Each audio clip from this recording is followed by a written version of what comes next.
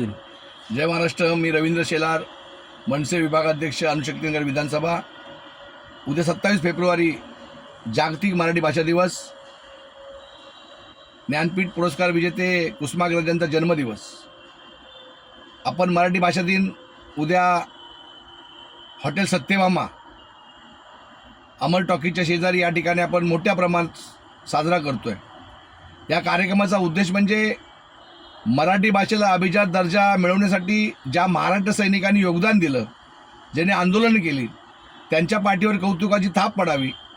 त्याचबरोबरीनं अणुशक्तीनगर विधानसभेतील सर्व सन्माननीय नागरिकांचा, ज्येष्ठ नागरिकांचा सन्मान सोहळा, जे मराठी भाषेसाठी काम करत आहेत, मराठी अस्मितेसाठी काम करत आहेत, त्या गुणीजनांचा सत्कार सोहळा या ठिकाणी आयोजित केला आहे.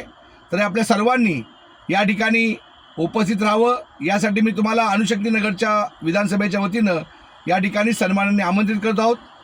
उद्या सायंकाळी 7 वाजता आपण सर्वांनी उपस्थित राहावं ही नम्र विनंती. धन्यवाद. जय हिंद, जय महाराष्ट्र.